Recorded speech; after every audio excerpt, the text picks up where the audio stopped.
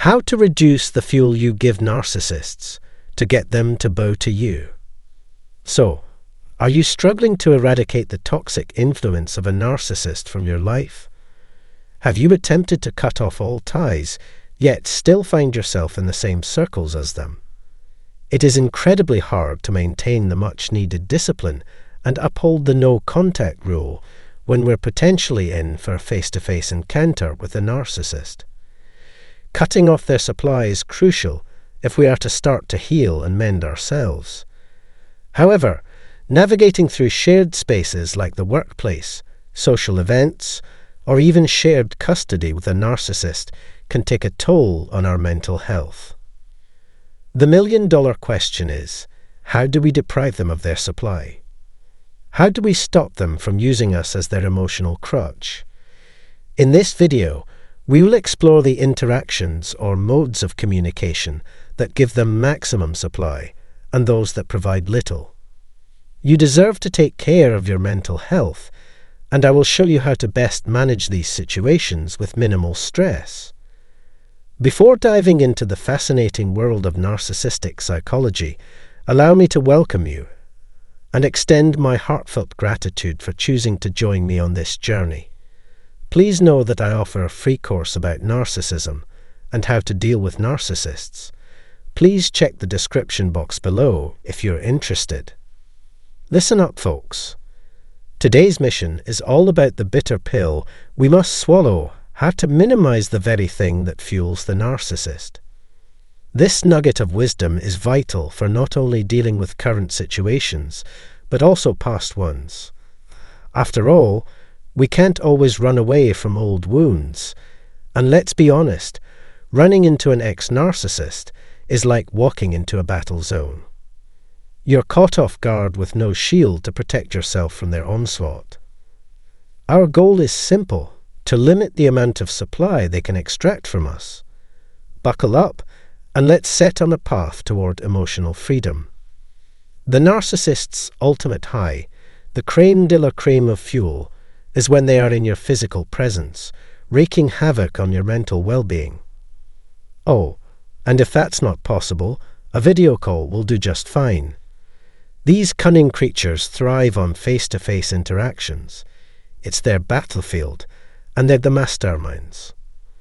They bait you into reacting and feed off your emotional energy like a parasite. Even the smallest crumb of fuel is enough to satiate their hunger. So, it's not a surprise that these fanatics will go to extreme lengths to be where you are, showing up at your workplace, the gym, the grocery store, you name it. They'll even try to win over your friends and family to get closer to you. And they know you can duck their calls, ghost their texts, and mark their emails as spam. But face-to-face, oh boy, that's where things get messy. They'll use their charm to bring back sweet memories, make you laugh, and manipulate you into giving in. Alternatively, they'll do whatever it takes to drive you up the wall, hoping to cash in on your explosive energy. So, if you're ever caught in their web of lies and deceit, avoid them like the plague. But let's be real here. Sometimes, you're stuck with them, thanks to shared custody or joint projects. Fear not, dear friends, always remember these key tips. So, here's tip number 1, the ultimate weapon in your arsenal. Keep the dialogue with those twisted souls to the bare minimum. Don't fall prey to their irresistible charisma.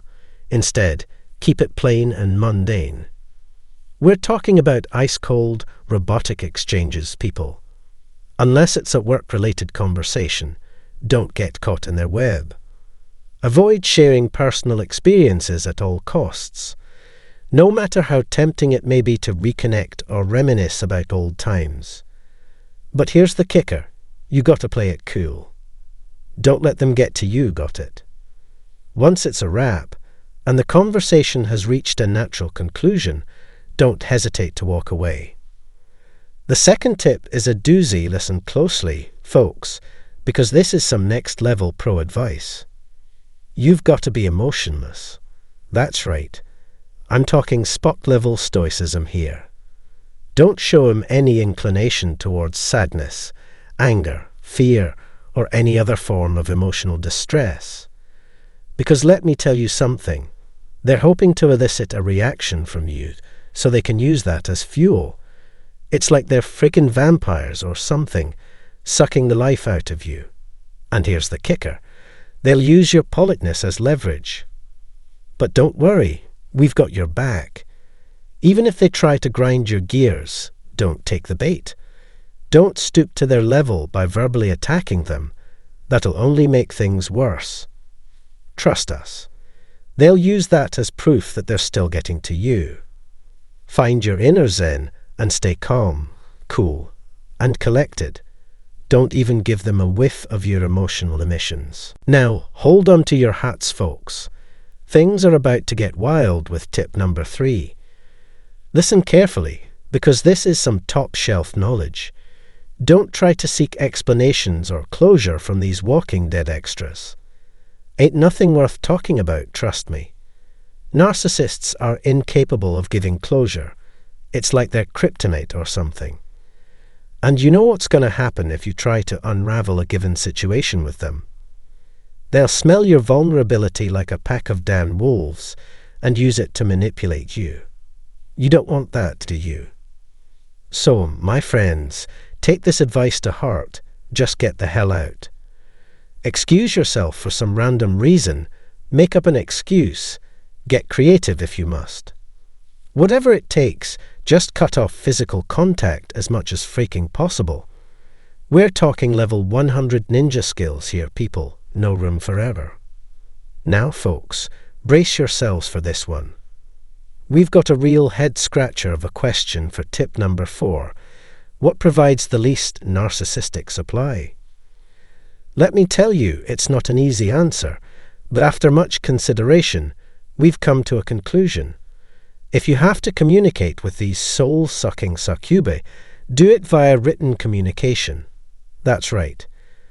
Not only does this offer the least amount of fuel for these wretched narcissists, but it also gives you the ability to carefully craft a message without letting your emotions affect it. Talk about a freaking win-win. In conclusion, we know it would be ideal to cut these vampires out of our lives entirely, but sometimes that's not an option. Life happens, am I right? So it's essential to know how to manage them while minimizing their ability to use us as their daily dose of fuel. And here's a little tip for you. Ignoring them like they don't even exist is like rubbing salt in an already gaping wound. Trust me, treating them like a stranger you couldn't care less about will make them crawl back into their cave like the slimy, desperate creatures they are. Now we've got a doozy of a situation for you. Picture this. You're stuck in a world where contact with these narcissistic ashats is inevitable. I know. Terrifying, right? So, if no contact or ignoring them isn't an option, limit your exposure to them like it's your full-time job. I'm talking about becoming seriously freaking standoffish here. Grey rock them. Avoid them like they're carrying a highly contagious disease. Do whatever it takes to keep your interaction with them to an absolute minimum. That's all we have time for today. I hope this mind-bending advice has been useful to you. Don't forget to drop a comment down below and let us know your thoughts. Thanks for tuning in. Until next time, let the healing begin. So the conclusion in this video explains how narcissists use texting to exert control over their targets and obtain a constant supply of attention. Even when spotted, the narcissist's goal is to manipulate their target into submission, and texting makes it all the easier. The article discusses 5 selfish texting habits of a narcissist. The first habit is that they do not respect boundaries and expect the target's attention at all the time, leading to a sense of anxiety and addiction to their messaging pattern. The second habit is hypocritical narcissism, where they ignore the target while constantly searching for other sources of attention.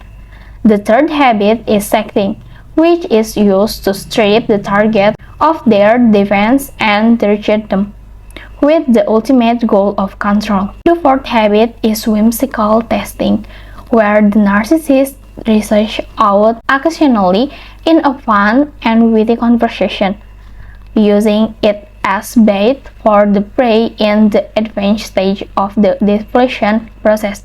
Finally, the fifth habit is trauma bonding, where the target may feel a sense of attachment and link with the narcissist during the texting, but it is just a manipulation technique. The article highlights that the narcissist texting behavior leads to distressing, such as leaving a target feeling alone and worthless when their interest fades. The article advised the target to recognize this habit and break free from the narcissist control. Thank you for watching this video. Don't forget to click like, share, and subscribe to the channel. See you on the next video.